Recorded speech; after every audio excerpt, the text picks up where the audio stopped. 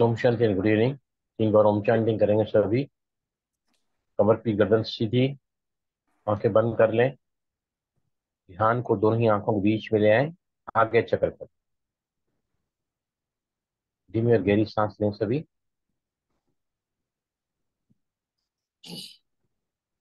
अ,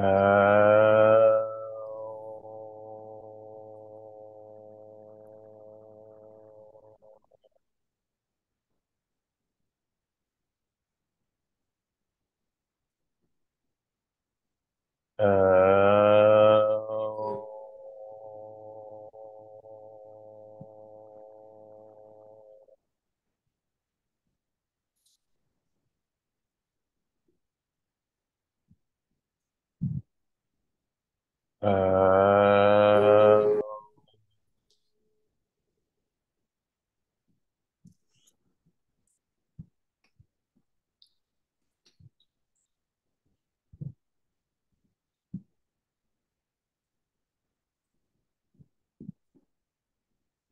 सबसे पहले अपने ध्यान को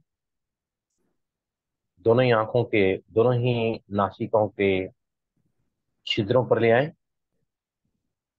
B focus at the opening of the both nostrils and watch your breath. सांसों को देखें सभी।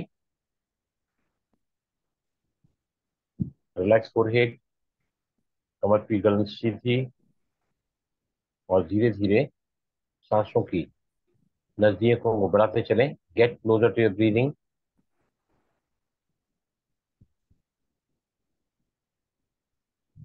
धीरे धीरे सांसों की इतनी नजदीकियों को बढ़ा लें कि आप अपनी सांसों के थर्मल सेंसेशन, हर वो सांस जो आ रही है उसकी ठंडक और बाहर जाती हुई गर्माहट को,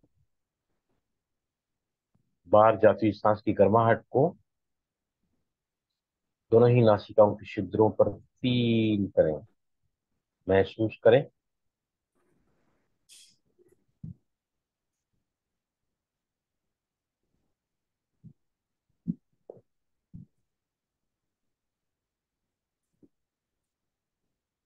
सांसें जिनके प्रति सभी सजग और जागरूक हैं, मंद होती हुई सांसें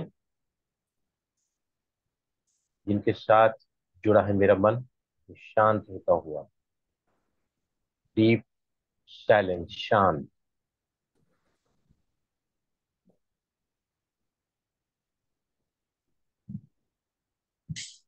मन के शांत होते ही चेतना तन से मन और मन से बुद्धि की तरफ ध्यान को भाग्य चक्र पर ले आए, सेंटर ऑफ फाइब्रोज।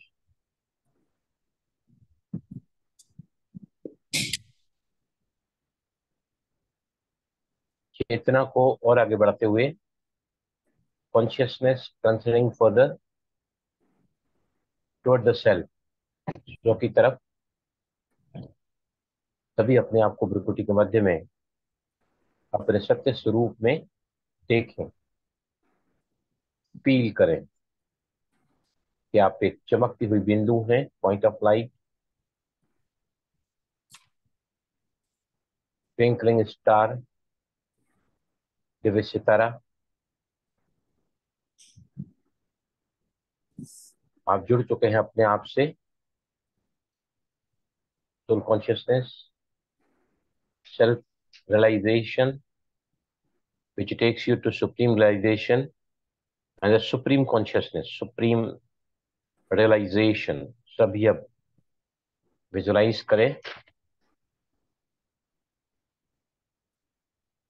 उस अलमाइटी अथॉरिटी को, उस इन्फिनिट इंटेलिजेंस को, उस परम शक्ति को जो सागर है ज्ञान का, पवित्रता का, शांति का सागर, सुख का सागर, स्नेह का सागर,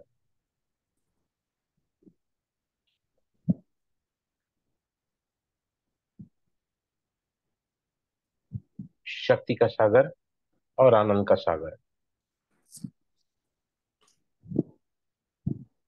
with pure white violet, indigo, sky blue, green, yellow, orange और रेड कलर की किरणों को अपने सर के ऊपर छत्र छाया के रूप में देखें, फील करें। इन किरणों के सानिध्य में आप सभी सशक्त हो रहे हैं, getting empowered, enlighten, enriched, more fulfilling, समृद्धि का, संपूर्णता का, संपन्नता का एहसास इन किरणों के साथ सानिध्य में करते रहें सभी।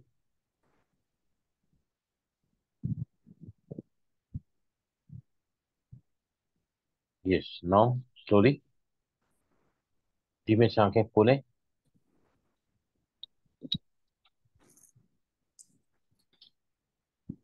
सबसे पहले पहले सरिता जी, आपने सवाल पूछा है, पहले मैं जवाब दे देता हूँ आपका। राइट, आपने पूछा है कि सरिता ओपन करो अपने को, आपको अनम्यूट करो। आपने यस पूछा सर। है कि फैट्स क्या है, कोलेस्ट्रॉल क्या है और लिपिड्स क्या है। राइट, जो हमको डाइट से मिलता है उसको हम डाइटरी फैट्स भी कहते हैं और फैट भी कहते हैं। ये फैट जब हमारे बॉडी में ब्लड में होता है ना, it is called lipid. Any fat in the blood is called lipid. जैसे ट्राइग्लिसराइड्स हैं, वो भी एक प्रकार का फैट है। लो डेंसिटी लिपोप्रोफाइल, एलडीएल, वो भी कोलेस्ट्रॉल है, खराब है। दूसरा है एचडीएल, अच्छा कोलेस्ट्रॉल, हाई डेंसिटी लिपोप्रोटीन, ये भी कोलेस्ट्रॉल है। राइट, कोलेस्ट्रॉल हमारे शरीर के लिए बहुत ही इंपॉर्टेंट है। It is very critical and very important for our bodies smooth functioning. लेकिन जब इनकी मात्रा बढ़ जाती है ना, तो फिर ये सारा गड़बड़ी हो जाता है। Right, yes. अलग अलग फंक्शंस होते हैं, ट्राइग्लिसराइड्स के अलग फंक्शंस होते हैं। और जो हाई कोलेस्ट्रॉल होता है, हाई डेंसिटी वाला, it is a good cholesterol. और ये लो कोलेस्ट्रॉल जो होता है, जो गंदा कोलेस्ट्रॉल, बैड कोलेस्ट्रॉल होता है, वो कहाँ से बनता है? सारे हम जो खाते हैं ना, उसमें से जो हाई सेचुरेटेड फैट्स होते हैं। सेचुरेटेड फैट भी हमको जरूरी चाहिए बॉडी में, अनसेचुरेटेड फैट भी चाहिए, लेकिन ज्यादा आ गए तो क्या होता है? गंदा कोलेस्ट्रॉल बॉडी में बन जाता है। जो हमारे आर्टरीज की धमनियों में, साइड में, वॉल्स में, उसको हम एथेरोस्क्लेरोसिस कहते हैं। It get deposit in the walls of the arteries, और फिर वहां से ब्लड का जाना स्मूथली बंद हो जाता है, और फिर we get the brain stroke, heart attack, heart problems and the blood pressure. Clear हुआ आपको? Yes sir. ओके, अब हम सवाल के रूप में चलेंगे आगे। आज के दुनिया में सबसे बड़ी महामारी जो हर देश इसको फेस कर रहा है, क्या है वो? यस प्लीज, बताइए मुझे। ओबेसिटी। ओबेसिटी, और what else? Diabetes. Diabetes, blood pressure, heart problem, osteoporosis, ladies का पीसीओएस, पोस्ट अपना जो ओवरीज में प्रॉब्लम होता है, इरेगुलर मेंस्ट्रुएशन होते हैं, इनफर्टिलिटी कम हो जाता है, पॉलीसिस्टिक ओवेरियन सिंड्रोम, पीसीओएस, उसके अलावा कई सारे प्रकार के कैंसर्स, लेकिन at the root of all is obesity. Right, अब एक होता है आइडियल वेट, एक होता है ओवरवेट और एक होता है ओबेसिटी। कैसे पता चला कि मेरा वेट ओवरवेट है, आइडियल है, या ओबेसिटी है, या मॉर्बिड ओबेसिटी है? कैसे मालूम पड़ेगा, बताइए मुझे। एनीबडी? BMI से। नहीं, BMI is a different thing. Body mass index है, वो तो कैलकुलेटर करना पड़ता है, या तो फिर आपको गूगल में डालना पड़ेगा। ये तो आप बैठे कमर बैठे अभी कमर कभी का सब लगा घेरा। सकते। कमर का घेरा जो है, it is a different thing. It is अच्छा। इट इज एब्डोमिनल ओबेसिटी, या जिसको हम कहते हैं belly visceral fat. Visceral fact. Weight है ना, कितना भी हमारा जो हाइट है ना, वो सेंटीमीटर्स में निकालेंगे, -100 करोगे तो आइडियल वेट निकल जाएगा मेल्स के लिए। अगर आप -105 करोगे, आपकी कितनी भी हाइट इन सेंटीमीटर्स है, जैसे मेरी हाइट 157.5 सेंटीमीटर्स है, 5 + 5.2.5 इंचेस कैलकुलेट करोगे तो अराउंड 157 सेंटीमीटर होता है। 157 माइनस 100, तो मेरी आइडियल वेट क्या हो गया? It is 57 kg। अगर फीमेल रहेगी इतनी हाइट की, तो उसका वेट कितना होगा? 157 minus 105, that become 52 should be the ideal weight. अब ये ओवरवेट कब बच जाता है?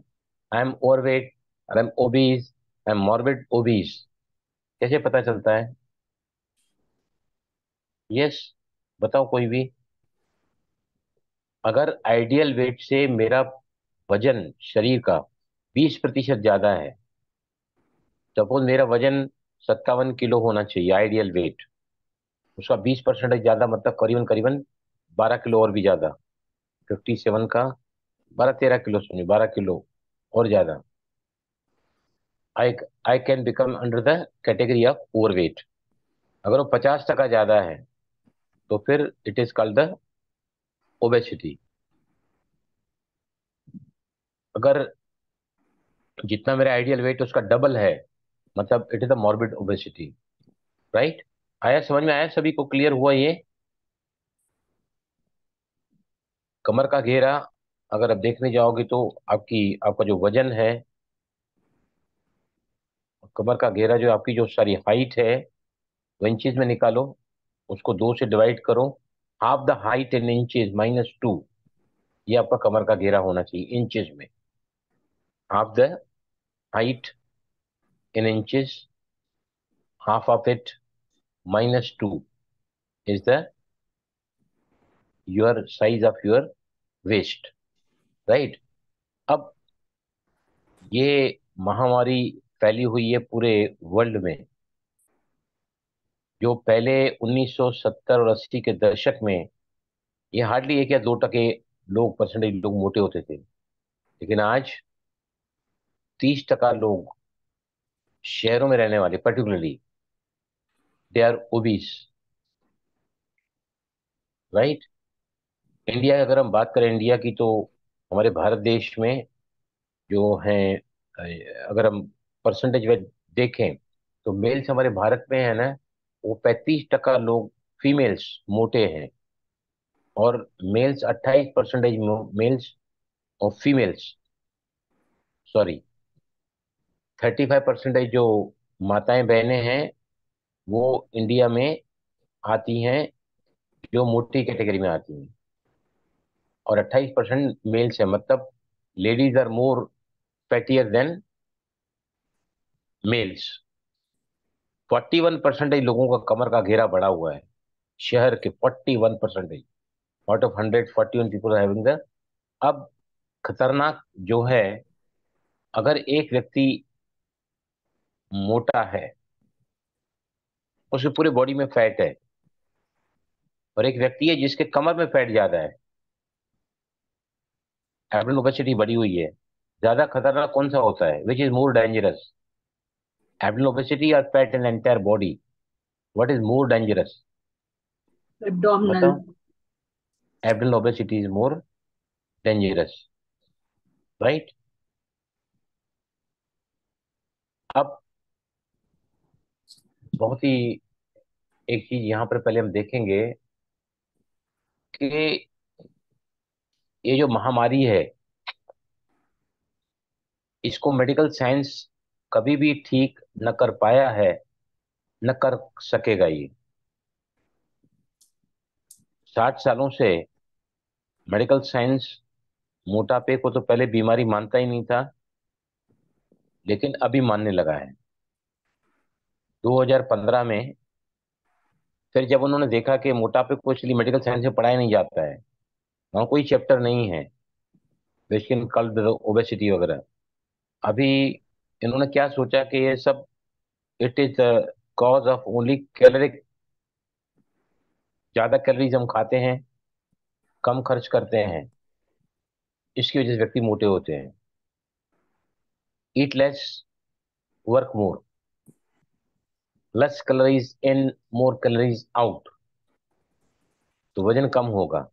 ऑन दिस बेसिस पूरी दुनिया 50 साल तक इसके पीछे लगी रही। क्या बताया मेडिकल साइंस ने कि कैलोरी का जो इंटेक है वो कारण है मोटापे का। सारे हेल्थ क्लब के जो जिम जिम वाले ट्रेनर्स हैं या फिर हेल्थ एजुकेटर्स हैं, इन लोगों ने हमेशा ही अपने जिम्मे पर लिया ये कि हम लोगों का वजन कम करेंगे।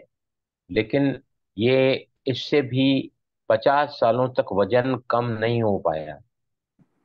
जो लोग सिर्फ कैलोरीज को कट ऑफ करते हैं अपने भोजन में, तो देखा गया है कि उनका वजन जो है ना, कम तो होता है। 2 साल तक आपने बहुत डाइटिंग किया और वजन कम किया, 2 साल के बाद में आपने समझो वापस खाना चालू किया, तो आपका वेट पहले से ज्यादा बढ़ जाता है।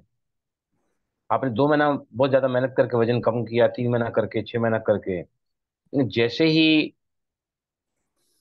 हम नहीं कंट्रोल कर पाते हैं भोजन को, खाने को, और फिर वापस पहले से की वजन जो है हमारा बढ़ जाता है। उसका कारण क्या है? उसका कारण क्या है कि हम जो भी भोजन खाते हैं ना, अगर समझो ना खाना कम कर दिया, डाइट पे चले गए, हम लो कैलोरीज पे चले गए, तो बॉडी क्या करता है कि सप्लाई कम है तो खर्चा भी कम करो। अभी समझो आपको घर के खर्चे के लिए 50,000 मिलता है, अभी किसी कारणवश कमाई कम हो गई है तो आपको खर्चा थोड़ा समझो 40,000 मिल रहा है या 35,000 मिल रहा है, तो क्या करोगे आप? Angel what will be doing? Expense कम करेंगे। हाँ, एक्सपेंसेस अपना कम कर देंगे। तो बॉडी का जो मेटाबॉलिक रेट है ना, मेटाबॉलिज्म बॉडी अपना कम कर देता है। और मेटाबॉलिज्म जब कम कर देता है तो क्या होता है? फैट जब विल। हम जब हम खाना फिर शुरू करते हैं ना, तो मेटाबॉलिक रेट बढ़ता नहीं है। मेटाबॉलिक रेट बढ़ता नहीं है, उतना ही रहता है, जिसकी वजह से हमारा वजन बढ़ जाता है फिर से क्विकली।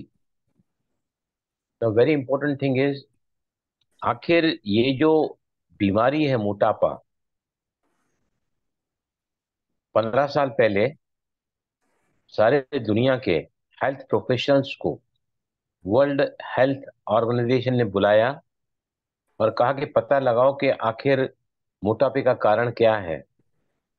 तो उन्होंने पता लगाया कि मोटापे का कारण हमारी हाई कैलोरीज नहीं है फूड में, बल्कि क्या है? बताओ, व्हाट इज दैट? बोलो कोई भी। सभी ने मेरा लेक्चर तो सुना ही है बड़ा वाला, दूसरा भी कल मेरे पास आ रहा है, वो मैं आपको वाशी वाला भी कल डाल दूंगा मैं अपलोड करके। Yes, what is the hormone Hormone hormone secretion. processed hormones? food. Hormones are the cause of our modern day epidemics. Sleeping उसमें से pattern. मेन जो हार्मोन है, कल्प्रिट हार्मोन, कल्प्रिट हार्मोन सबसे बड़ा गुनाहगार, वो कौन सा हार्मोन है? कॉर्टिजोल। और कोई बोलो। Cortisol hormone. Cortisol is one of them. पर मेन इंसुलिन कल्प्रिट जो है, stress yes, hormone. Insulin stress hormone, वो तो कार्टिजोल ही है। स्ट्रेस हार्मोन को कार्टिजोल हार्मोन बोलते हैं। भूल गए सब? ये तो फंडामेंटल मैं इतना समझाता हूँ आपको। जिसी वजह से इंसुलिन रेजिस्टेंस होता है, जिस वजह से डायबिटीज होता है। एनिसन कुछ है, ए से होता है वो। अरे, ये भी याद नहीं। मेरे को आज लग रहा था कि मैं आज पढ़ाऊंगा ये सब्जेक्ट, आपको लगेगा सब पहले आप करा चुके हैं, करा चुके हैं, बता चुके हैं। अभी आप मेन हार्मोन ही नहीं बता पा रहे हैं। कौन सा है मेन हार्मोन? विजय लक्ष्मी, बात बताओ। मेलाटोनिन नो, मेलाटोनिन जो है, it is one of the three hormone जो वेट बढ़ाता है। But the main hormone is called as the insulin. आज इंडिया कैपिटल बन गई है पूरे वर्ल्ड की डायबिटीज में। Every third person in India is diabetic, और दो हर तीन में से प्री डायबिटिक है, जिसको इंसुलिन रेजिस्टेंस कहते हैं। मतलब 60 साल के बाद हमारे देश में हर कोई व्यक्ति डायबिटीज से पीड़ित है। तो कारण क्या है? Is the insulin hormone, right? That is the main culprit hormone. और दूसरे दो हार्मोन जो आपने बताया वो एकदम बराबर है।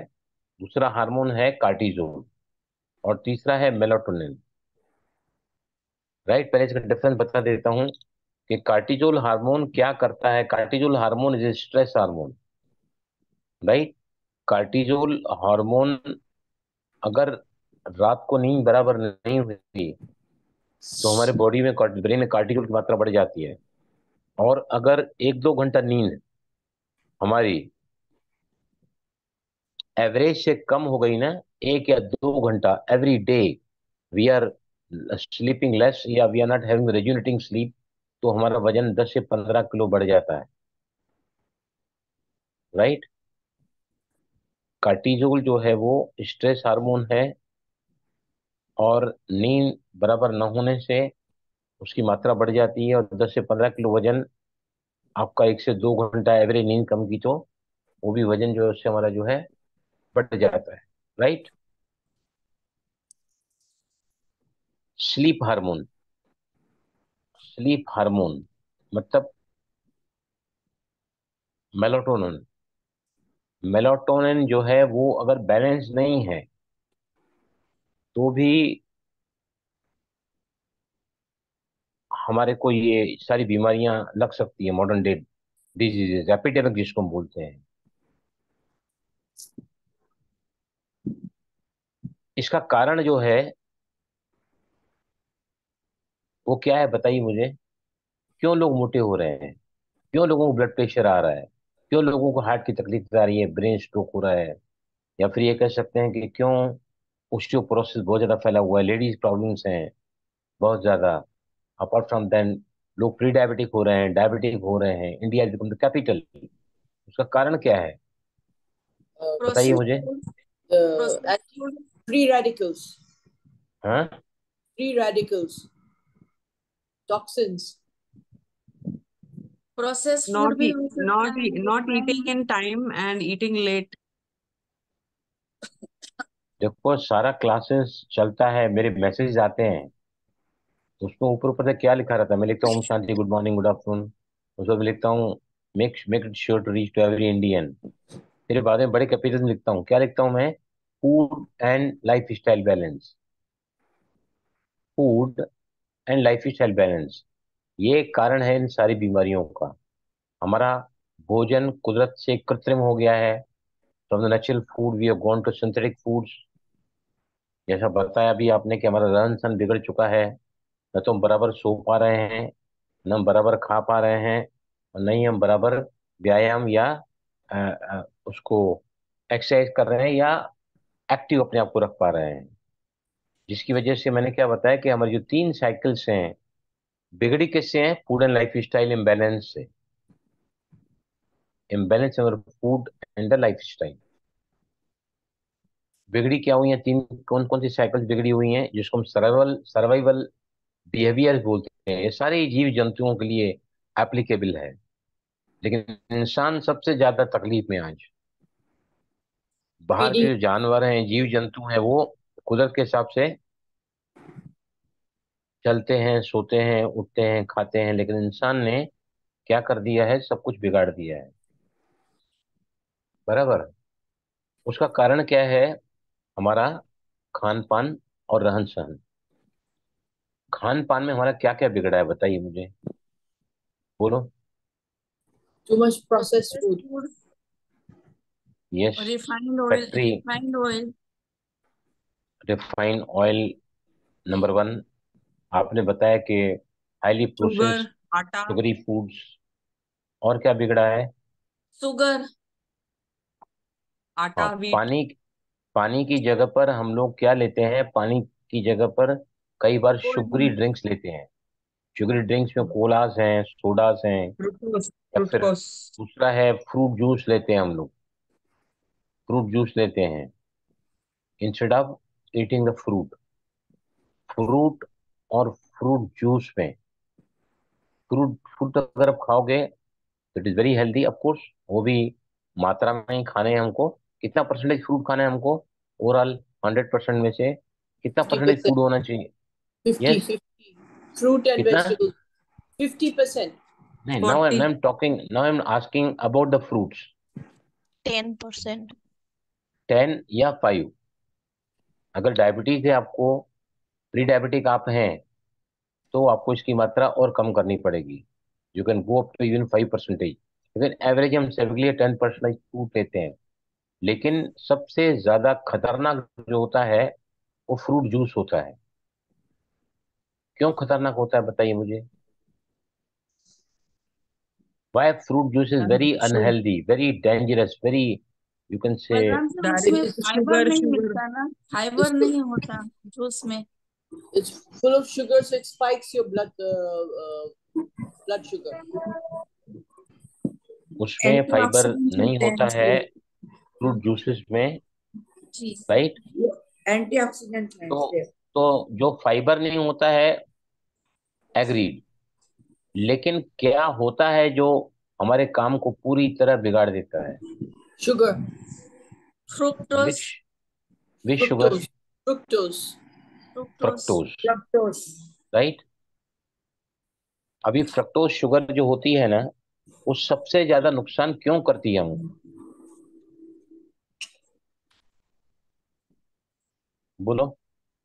Because it spikes blood glucose level. Very true. और क्लियरफाई करो। बिल्कुल सही आंसर दिया आपने।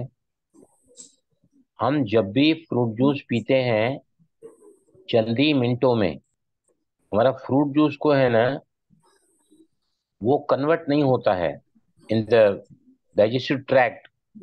ग्लूकोज में कन्वर्ट नहीं होता है, वो डायरेक्टली कहाँ जाता है? लीवर में जाता है।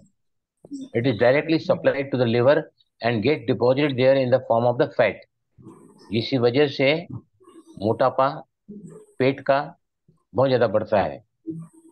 You become obese. इसलिए फ्रूट जूस जो है वो सबसे ज्यादा डेंजरस होते हैं आपके ओबेसिटी को बढ़ाने के लिए, वेट को बढ़ाने के लिए। और आपको फ्रूट जूस अगर पीना ही है तो कब पीना चाहिए, बताइए मुझे। अगर समझो आपके दांत दांत का चबा नहीं पा रहे हैं, आप बहुत बूढ़े हैं, आप छोटे बच्चे हैं, दांत नहीं है आपको, अगर फ्रूट जूस वो व्यक्ति पी रहा है, कब पीना चाहिए वो? morning, शाम को 5 बजे के पहले पीना चाहिए। हाँ, बिफोर 5 PM। या जब भी आप फ्रूट जूस पीते हैं ना, तब ये पक्का ध्यान रखो तो उसके बाद ना 2-3 घंटे आप एक्टिव रहते हैं। इफ यू आर एक्टिव ना, तो आपकी मसल्स में वो कंज्यूम हो जाता है, एक्स्ट्रा शुगर जो आता है ना उसमें ग्लूकोज के रूप में आता है, तो कंज्यूम हो जाता है। तो fruit juice only should be taken. इसलिए इसका लेने का समय कौन सा है? अभी हमारे घर में ये लोग सुबह को फ्रूट जूस और वेजिटेबल जूस पीते हैं, डेली पीते हैं, सभी पीते हैं। क्यों? बहू पीता है, बेटा पीता है, योगर पीती है, और मैं कभी नहीं पीता। मैं फ्रूट खाता हूँ। मैं फ्रूट खाता हूँ हमेशा, क्योंकि अ, उसमें फाइबर नहीं होता है, पहली बात तो। दूसरा जो है उसमें जो है फ्रक्टोज ज्यादा खतरनाक है सुक्रोज से। सुक्रोज मतलब प्योर शक्कर में जो प्योर शक्कर होती है ना, उसको सुक्रोज कहा जाता है। और फिर फ्रक्टोज जो फ्रूट में होती है, लैक्टोज जो मिल्क में होती है, उसके अलावा एक बहुत ही खतरनाक जो जूसेस बाहर से तैयार होकर आते हैं टिन पैक्ड में, या फिर जैसे रियल के जूस है, उसमें क्या मिला रहता है बताइए मुझे, जो उससे भी ज्यादा खतरनाक है, फ्रक्टोज से भी ज्यादा खतरनाक है, जो शुगर फ्रूट में होती है। Sugar syrup, sugar syrup, yes, high High fructose fructose corn corn syrup. syrup. High fructose corn syrup, ये आपके corn syrup, high fructose HFCS, HFCS, high fructose corn syrup, सारे सोडाज में, कोलाज में, cold drinks में सब मिली हुई रहती है, ये शरबतों में वगैरह, ए टू जेड चीजों में। उसके अलावा जो है सीरियल्स होते हैं ना, सीरियल्स जो हम दूध में पीते हैं, फैक्ट्री मेड सीरियल्स होते हैं, उसमें भी ये होता है। और मिठाइयों में होता है, मिल्क प्रोडक्ट्स सबसे खतरनाक है, दूध की बनी हुई मिठाइयाँ सबसे ज्यादा जो इंसान को मोटा बनाती हैं वो है स्वीट्स, मिल्क बेस्ड स्वीट्स। उसमें प्रिजर्वेटिव्स, एडिटिव्स, कलर्स, आर्टिफिशियल, उसके अलावा उसमें HFCS होता है, राइट। उसके बाद जो है कोरिया, जापान और वियतनाम, कोरिया, जापान और वियतनाम में लोग मोटे हैं ही नहीं। कोरिया, जापान और वियतनाम हार्डली 1-2% मोटे हैं। लेकिन वही लोग जब वहां से ईस्ट से शिफ्ट होते हैं वेस्ट की तरफ ना, यूरोप में चले गए या फिर अमेरिका साइड चले गए, तो वहां पे वो लोग मोटे हो जाते हैं। क्यों मोटे हो जाते हैं? उनका खान पान बदली हो जाता है। ये तीन ही हैं, Vietnam, Korean and Japanese, they are not having diabetes. पहले चाइना भी नहीं था, लेकिन चाइना अभी बिल्कुल इंडिया के नेक टू नेक आके खड़ा है, राइट। उसके बाद में मिल्क में भी शुगर होती है। कौन सी शुगर होती है मिल्क में? lactose, lactose. तो उससे उसमें जो डेंस होता है, मिल्क डेंस्ड, वो होता है चीज, पनीर। ये भी अगर ज्यादा मात्रा में खाएंगे तो, ये भी ज्यादा मात्रा में खाएंगे तो इसमें भी हमारे बॉडी में ज्यादा कैलोरीज जमा होती है, और फिर वी कैन बिकम फैट। तो ये सारे जो कारण हैं वो हमारे बॉडी में एक्स्ट्रा फैट आता है। सबसे जो खतरनाक है वो है factory process foods, prepared foods, pre prepared foods, junk foods, तले हुए पदार्थ जो हाइड्रोजनेटेड ऑयल में बनते हैं। जो अब देखो ना, कोई भी फरसाण वाला जो है, आप घर के हर हर गली में आजकल फरसाण वाले निकल पड़े हैं, अपना घर में ही तलते हैं, अपनी दुकान में ही तलते हैं। आप उनको पूछना कभी कौन सा ऑयल यूज करते हैं, they always use refined oils. उसमें जो है सेचुरेटेड फैट होता है, और सेचुरेटेड फैट जो है ना, वो सबसे ज्यादा खराब होता है हार्ट के लिए। That is very bad fat, जिसको सर सुरीता बहन ने पूछा कि लिपिड, जिसको हम बॉडी में अगर fat, it is called the lipids. वो दो प्रकार का होता है, cholesterol as well as triglycerides, right. पहले के जमाने में लोग क्या बोलते थे कि मैं डाइटिंग पे जा रही हूँ, राइट। लोग खाना बहुत कंट्रोल करके खाते थे, डाइटिशियन से पूछ के खाते क्या खाना है क्या नहीं खाना है। डाइट हम भले कम करें, लेकिन एक्सरसाइज भी तो करना पड़ेगा ना, जो कैलोरी को कट ऑफ करता है। आपने लेना बंद कर दिया, अच्छी बात है, लेकिन जो ले रहे हैं उसको भी तो खर्च करना पड़ेगा ना। तो एक्सरसाइज करना पड़ेगा, एक्टिव रखना पड़ेगा। भोजन और एक्सरसाइज दो बातें हैं। What you eating and how much exercise you are doing, दोनों का परसेंटेज क्या होना चाहिए? भोजन को 50% कंट्रोल करना चाहिए, 50% व्यायाम पर फोकस करना चाहिए। What is your idea? क्या लगता है आपको? Which is more important, it is exercise और डाइटिंग? I think कोई मुझे Exercise. परसेंटेज, हाँ, both are important. Both are important. Both are important, very right. Percentage wise I'd say किंजर आप 50-50. बोलो। 50-50, किंजर आप बोलो। 80% diet, 20% exercise. यस, सभी ताली बजाओ, इसने बराबर सुना है मुझे पहले। 80% is our diet and 20% is exercise।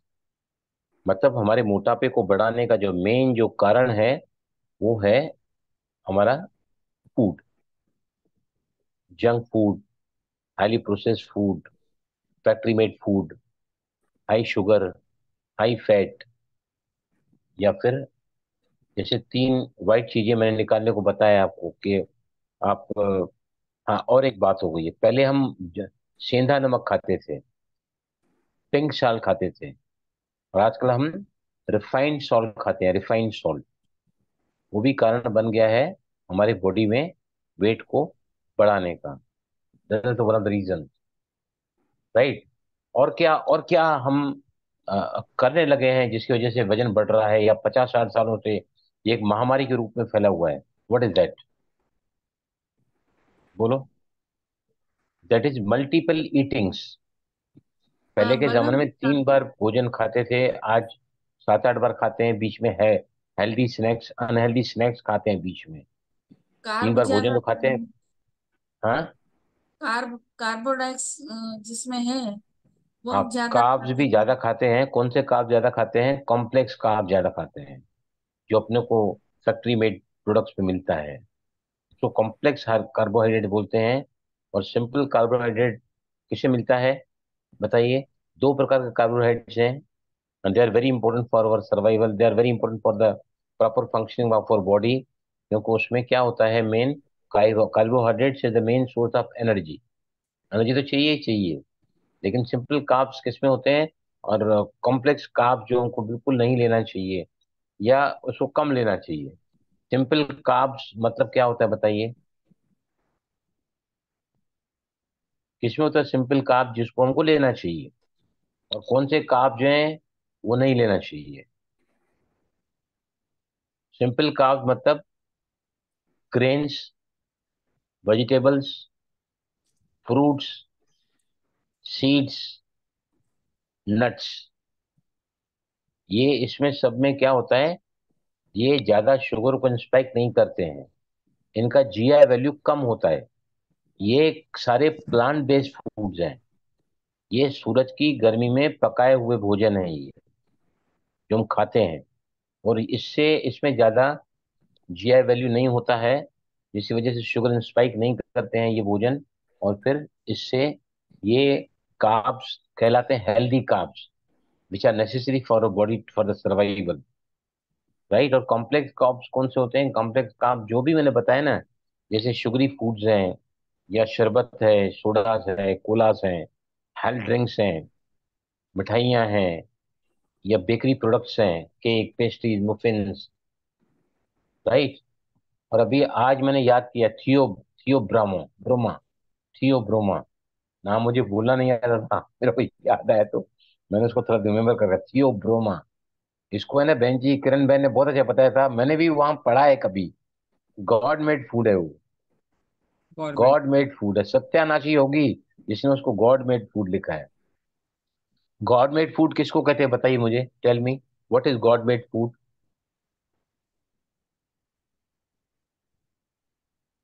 Food that what occurs is God made naturally. Food? Fruits, bakery. vegetables. Plant bakery का। बेस्ड फूड, सात्विक भोजन जो नेचुरल फॉर्म में होता है उसको कहते हैं सात्विक फूड, जो हमारे शरीर में सिर्फ कचरे को सफा करने का काम करता है। सात्विक, राजसिक और तामसिक 3 प्रकार के फूड्स होते हैं। Sattvic food is a God made food, natural food, plant based food which is made in the under the sun energy, bio energy sun, right. ये हमारे शरीर से सिर्फ कचरे को दूर करते हैं। बाकी राजसिक फूड जो होता है वो न कचरे को जमा निकालता है न कचरे को जमा करता है। और तीसरा तामसिक फूड, तामसिक फूड सिर्फ कचरे को जमा करता है, जंक फूड है, शुगरी फूड्स हैं, या तो फिर बहुत ज्यादा। Okay Sushmita ji, fine, thank you. Okay, clear हुआ यहाँ तक? तो गॉड मेड फूड जो है ना, प्लांट बेस्ड फूड होता है। अब प्लांट बेस्ड फूड भी जो सिंपल कार्ब्स हैं वो भी हमारे लिए खतरनाक कब बन जाते हैं, बताइए मुझे। चाहे वो वेजिटेबल है, ग्रेन है, लेंटिल्स हैं, लेग्यूम्स हैं, ये हमारे लिए खराब कब बन जाते हैं? They convert into dangerous food for us, कब होते हैं ये बताइए। रॉन्ग टाइमिंग में खाते हैं तो। ज्यादा खाते हैं। नहीं नहीं, मैं पकाने की बात कर रहा हूँ, प्रिपरेशन। Over over cooking. अगर इनको ज्यादा हीट दिया जाए, ज्यादा प्रेशर दिया जाए ना, तो ये भी फूड्स हमारे लिए खतरनाक हो सकते हैं। जैसे चावल है, ओवर कुकिंग। चावल, और चावल जो है ना वो बहुत ही अच्छा ग्रेन है, very good grain for our digestive tract. लेकिन मात्रा कम, घी या तेल मिला हुआ कोल्ड कंप्रेस, और दूसरा मात्रा बहुत कम। मैंने बताया आपको कि चावल जब भी खाओ तो कैसा खाना चाहिए चावल को? With vegetables. दाल में डाल के, दाल में डाल के। अगर आपने राजमा बनाया है तो राजमा में दाल को बना, आपने छोला बनाया है तो उसमें छोले में चावल को डाल के खाओ, न कि छोले को चावल में डाल के खाओ। करता है कोई ऐसा कि नहीं किया अभी तक चालू ये? I do. Very good. Always I love dal chawal. मैं तो भूल ही गया हूँ, और मुझे अच्छा है ना, मुझे ज्यादा अच्छा लगता है। I enjoy more of rajma rice, chawal. Is less quantity when I put the rice into the legumes और द लेंटिल्स, दालों में या उसमें।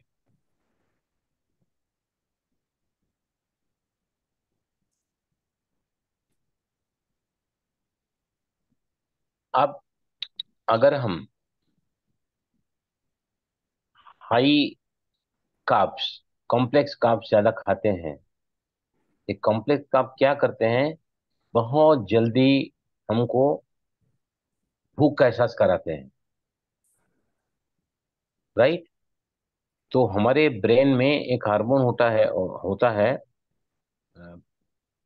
गैरलिन, पेट में गैरलिन, और दूसरा होता है leptin. Ghrelin is a hunger hormone, और leptin is a fullness feeling hormone. मेरा पेट भरा हुआ है, मेरा पेट भरा हुआ है, राइट? तो ये भी जब ज्यादा लेप्टिन ज्यादा आया तो आपको लगता है कि अभी और चाहिए, खाली है पेट। गैरलिन अगर हंगर हार्मोन आया तो आपको ज्यादा एपेटाइट लगती है, भूख लगती है, तो आप ज्यादा खाते हैं। तो सेटिएशन का एहसास हमारे ये काब्स कराते हैं, right? Now coming to the main important thing, insulin ने ही सारा काम बिगड़ा है। इंसुलिन ही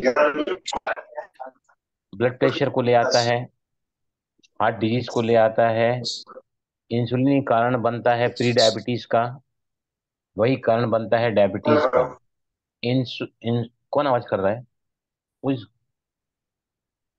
इंसुलिन ही जो हार्मोन निकलता है पेनक्रिया से, बीटा से उसको बनाते हैं।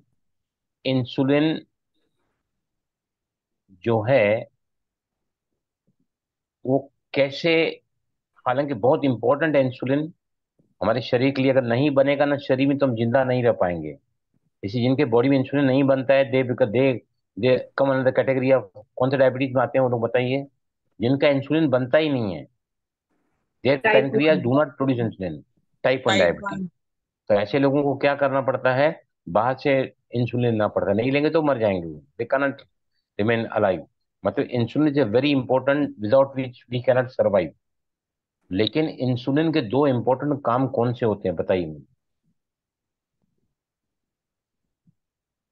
इंसुलिन बाईं तरफ सबसे लंबा 8 इंच लंबा ग्लैंड होता है, पैनक्रिया, उसके बीटा सेल्स में इंसुलिन तैयार होता है। इंसुलिन का काम क्या है बताइए मुझे? Why it is very very important for our survival. हालांकि सत्यानाश इंसुलिन नहीं किया है, लेकिन it is very important hormone for our body, for our survival. Insulin क्या करता है बताइए? What is the function of insulin? दो It काम होते हैं इंसुलिन के। it opens the cells to receive the. हाँ, It opens the cells. It's like the window through which the glucose can go through into the cells. Very Kiran बहन सही बता रही हैं। देखिए, इंसुलिन क्या करता है, जो भी हम खाना खाते हैं उसमें से डाइजेस्टिव ट्रैक्ट में वो खाना बन जाता है glucose, which goes in the blood. उस ग्लूकोज को पहुंचाने का काम सेल के अंदर करता है insulin, right? Insulin is the transporting hormone for the glucose into the cells. Receptors होते हैं, उसके दरवाजे खुलते हैं और वो अंदर चला जाता है। वहां सेल क्या करते हैं, उस ग्लूकोज को एनर्जी बनाते हैं, जिसको हम कहते हैं ब्लड शुगर। उसको क्या करता है, ये बनाता है एनर्जी, राइट? दूसरा काम क्या करता है इंसुलिन, बताइए मुझे। What is the second very important function of insulin? कोई भी Control the बताओ। sugar. Control the sugar. कैसे? हाउ? फैट्स में कन्वर्ट करता है। हाँ, वेरी राइट।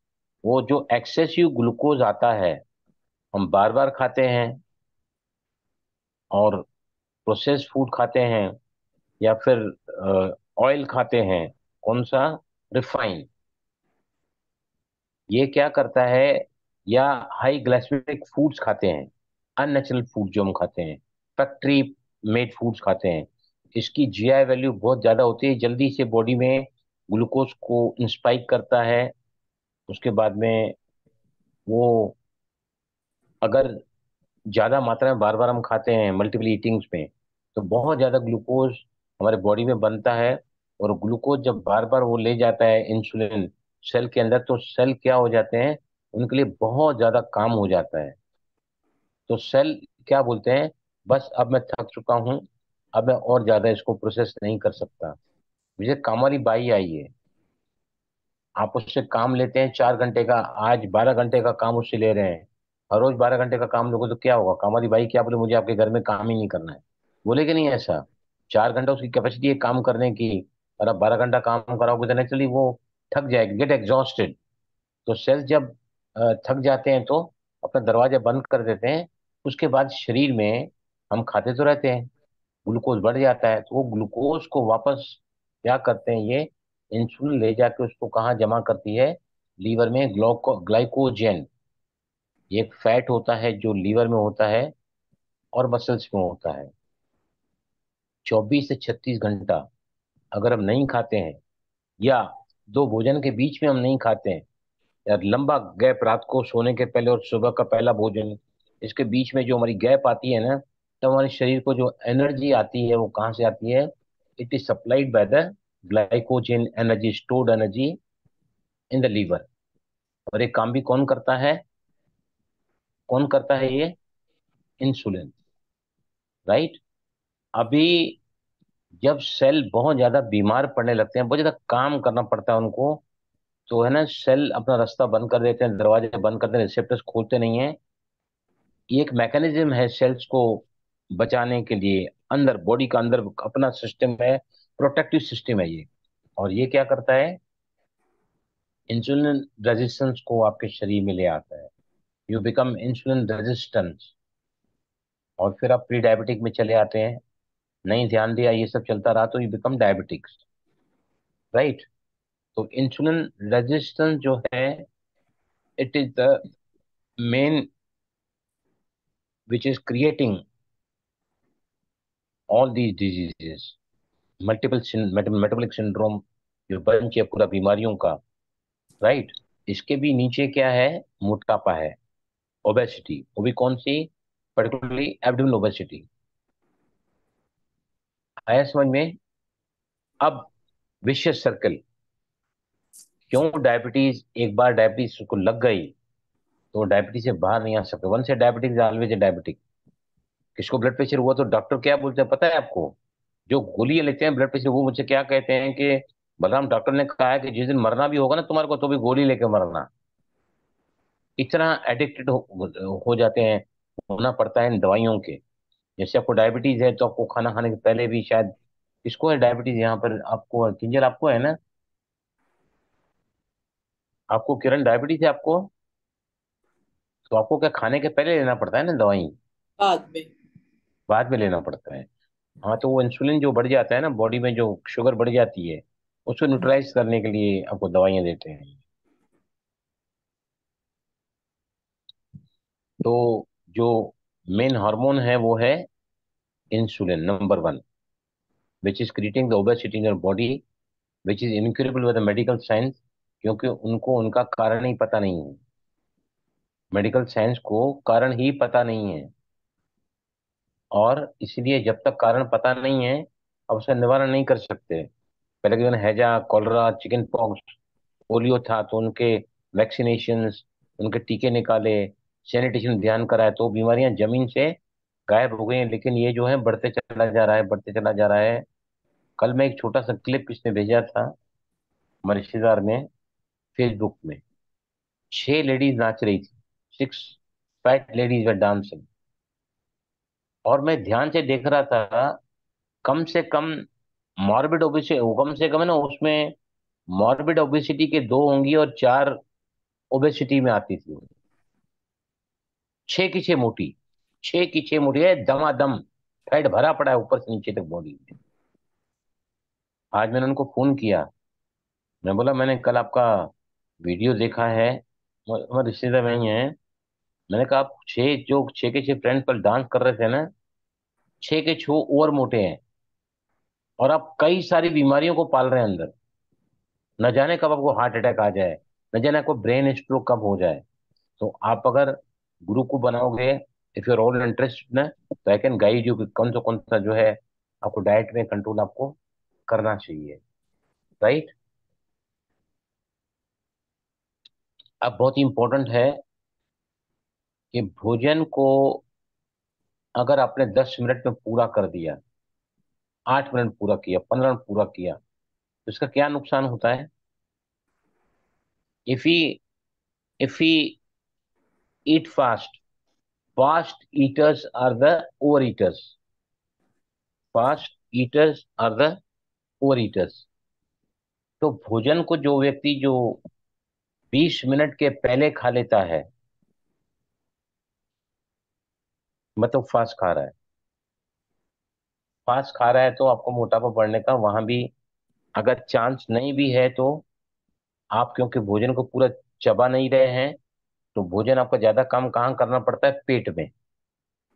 दांतों को 32 दांत दिए डाइजेशन। हैं ताकि 32 बार हम चबाएं उसको, उसके बाद हम भोजन को डालते हैं एलिमेंट्री कैनल में, चबा के, पूरा चबा के। जिसको नेचुरोपैथी क्या कहता है?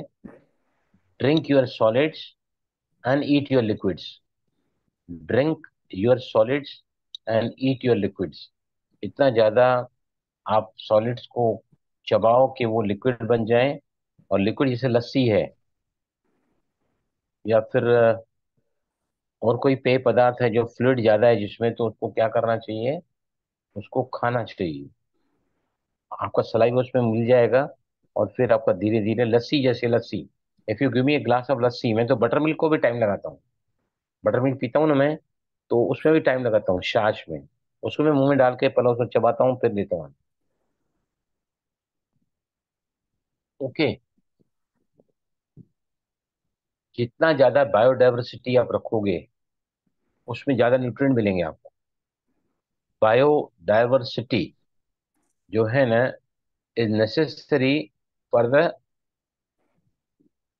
Maximum benefit of the nutrients in the food.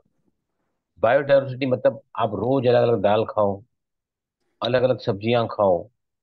Don't restrict yourself to the same vegetables again and again, same lentils again and again.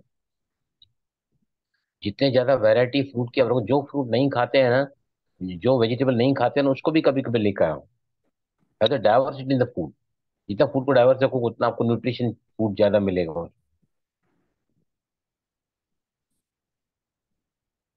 Rice healing grain है, लिख दो सभी। Capital rice healing grain for digestive tract. Healing grain है, heal करता है digestive tract को। Rice is a healing grain for the digestive tract. लेकिन rice को क्या नहीं करना चाहिए, बोलो बोलो। ओवर कुकिंग नहीं करना चाहिए, ज्यादा कुक नहीं करना चाहिए, और दूसरा, और थोड़ा खाना Add चाहिए। oil. Add oil or vegetables. दाल दाल। और एक चीज भूल गए आप, सही बता रहे हैं सब ये। देखिए पहले तो हाँ। प्रेशर कुक नहीं करना है इसको, उसका जीआई वैल्यू बढ़ जाता है। और चावल भी कौन सा, कोर्स चावल। वैसे बासमती राइस जो है बोलते हैं उसका जीआई वैल्यू कम होता है, जीआई वैल्यू। लेकिन क्या है, अगर आपको राइस खाना ही है तो आप उसमें पुलाव बना के खाओ, वेज बिरयानी बना के खाओ, बहुत सारे आप उसमें वेजिटेबल्स अगर डाल सकते हैं तो उसमें कुछ में उसमें सब फैट प्रोटीन सब मिल जाता है उसमें आपको।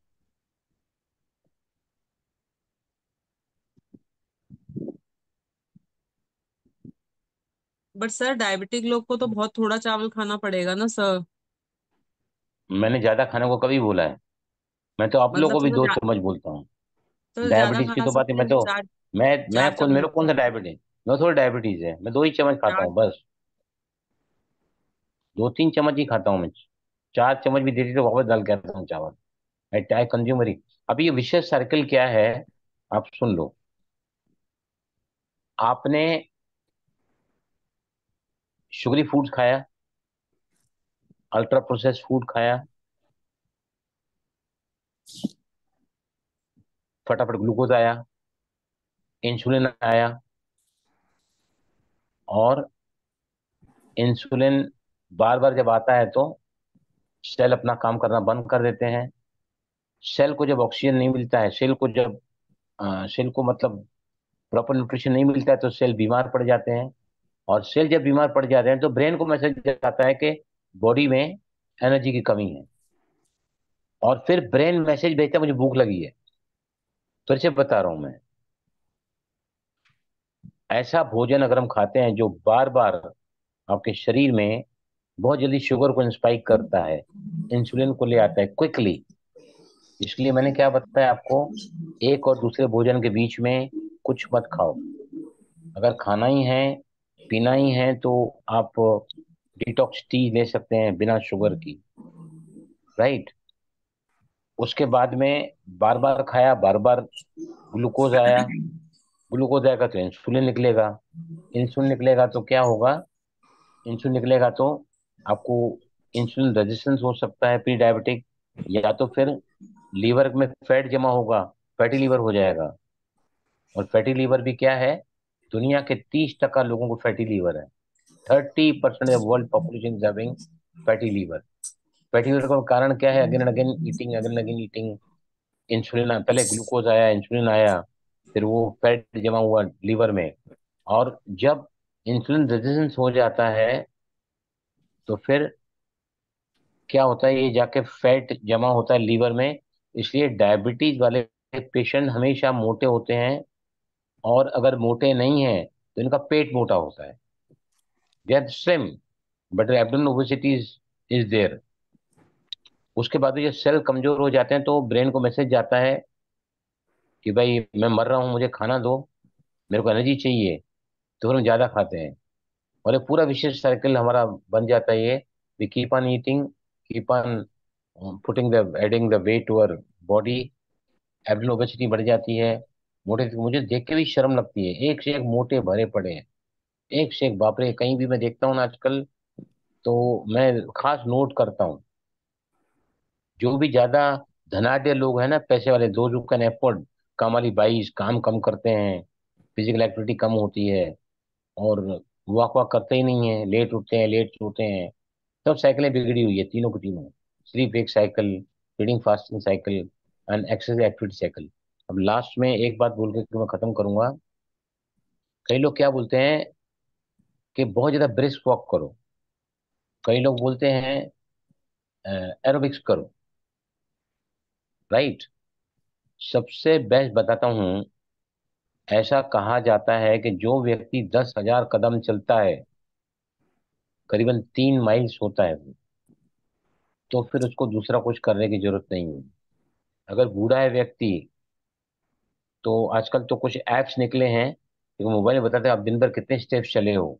अगर 5,000 स्टेप्स आप चले, समझिए यहाँ से मैं उतर के किचन में गया, एक बेडरूम में गया, दूसरे बेडरूम में गया, हॉल के उस तरफ गया, ऐसे करके करके आज मैंने फैक्ट्री में, मैं अपने ऑफिस से लेकर प्रोडक्शन तक जाके आ रहा था ना, तो मैं स्टेप 3 बार स्टेप गिनी।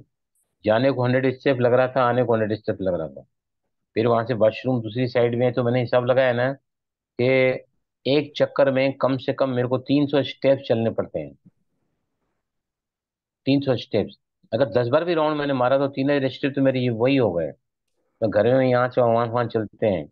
तो बेस्ट क्या है, अगर हम चलते हैं सिर्फ, ब्रिस्क वॉक भी नहीं है, रनिंग भी नहीं है, साइकिलिंग भी नहीं है, एरोबिक्स भी नहीं है, तो आपके पूरे के पूरे बॉडी के मसल्स एक्टिव होते हैं। और मसल्स एक्टिव होते हैं, 60 से 80% जो ग्लूकोज होता है ना, वो मसल्स में होता है। और मसल जब यूटिलाइज होता है तो आप मोटे होगा ही नहीं। इसलिए ध्यान रखो कि जहां तक हो सके ना, आप अपने आप को एक्टिव रखो। Seated that at least 5,000 steps, that mean कम से कम आप डेढ़ डेढ़ पौने 2 किलोमीटर आप चलते हो डेली। चलना मतलब वो नहीं कि वॉक करना है, मतलब you are taking the steps, आप अपने कदम आगे बढ़ा रहे हैं, घर में, घर के अंदर या बाहर कहीं पर भी। सीढ़ियाँ चढ़ना वो तो एक्सरसाइज हो गई, जिम्नास्टिक एक्सरसाइज हो गई। तो फिर ये भी आप कर सकते हैं। Keep yourself active. आप एक्टिव रखोगे तो आपके मसल्स में जो ग्लूकोज आता है, 80% glucose is consume by the muscles. और वो अगर आपने खर्चा कर लिया है ना, बाय कीपिंग योरसेल्फ एक्टिव, तो भी आपको डायबिटीज अगर है, नहीं है तो नहीं आएगा। अगर है तो आप उसके इंसुलिन लेवल को, जो है, आप शुगर लेवल को कंट्रोल में रख सकते हैं। समझ आया सभी को? क्लियर हुआ? Yes. ग्रेन के बारे में मैंने नहीं बताया, ग्रेन को 10 टका ही खाना चाहिए। क्यों ग्रेन कम खाते हैं हम लोग? अनाज क्यों कम खाना चाहिए अनाज? It's a yes, carbohydrate. अनाज क्यों? It's a carbohydrate. कार्ब्स होते हैं ज्यादा ना उसमें। तो कार्ब्स तो ज्यादा खाते ही है ना हम लोग, ज्यादा ही खाना चाहिए कार्ब्स तो। ग्रेन्स क्यों क्यों क्यों ग्रेन ग्रेन जो है ना, वो सही बात है, कार्बोहाइड्रेट्स होते हैं ग्रेन्स में। सुबह के वक्त में बिल्कुल ग्रेन्स मत खाओ। मैंने टोटली अवॉइड कर दिया ग्रेन को खाना सुबह। इतना पेट भर जाता है ना, फ्रूट खाते हैं, ड्राई फ्रूट्स खाते हैं, उसके बाद अगर सीड्स ले रहे हैं तो, वो आप खा सकते हैं। उसके अलावा स्प्राउटेड घर में हमेशा तैयार रखो। आज मैंने रात को और एक चीज भिगवाई थी, सींग। सींग सींग तो मुझसे पूछा, सींग कल रात को डाला है कुछ तो बोला नहीं। मैं शाम को जब आया ना फैक्ट्री से, तो आज सुबह की बात बता रहा हूँ, यस। तो उन्होंने कहा कि मैंने है ना अभी इसको, पूरे पके नहीं, इसको 2 दिन लगते हैं सींग को। कच्चा सींग आता है ना, उसको पानी में डुबा के रखने के बाद में। लेकिन मैंने खाया, एक दिन का ही रखा हुआ, इतना टेस्टी लग रहा था ना, that is also very good. तो मूंग, सींग और जो है चना, ये हमेशा रेडी रखा करो। खराब होता नहीं है, फ्रीजर में रख सकते हैं आप।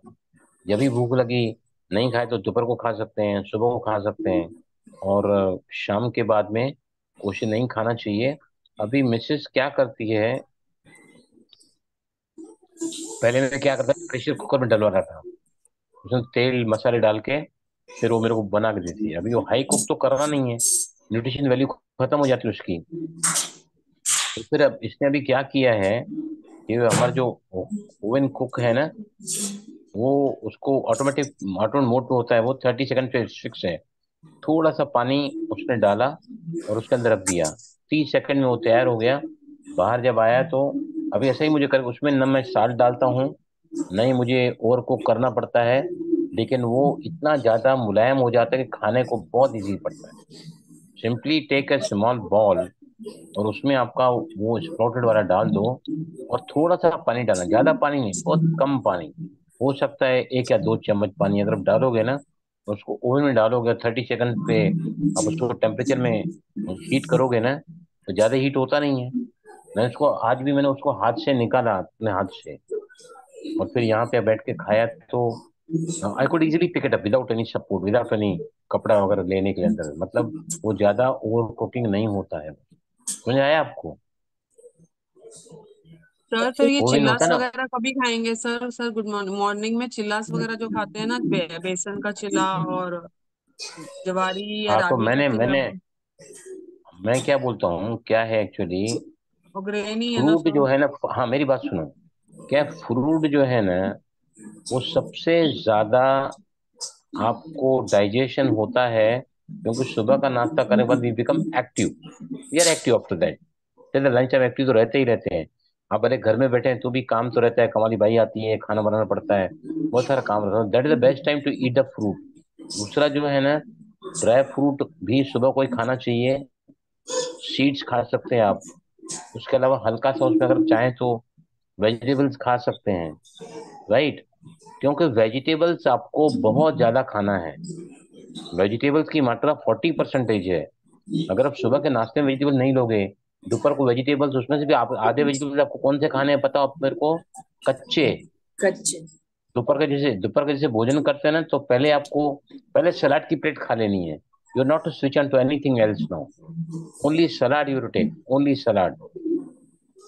तो इतना ज्यादा अगर आपको, मैक्सिमम सबसे ज्यादा जो व्यक्ति वेजिटेबल्स खाता है ना, उतना ज्यादा उसकी सेहत ज्यादा अच्छी रहती है। आप अगर चिल्ला बिल्ला अगर रोज इसके चक्कर में पड़ोगे, दोपहर को फिर बोलोगे मेरे को भूख लगती है तो मैं जवारी की रोटी खाऊंगी, आप ये है ना शाम को आए जैसे तो चिल्ला खा सकते हैं।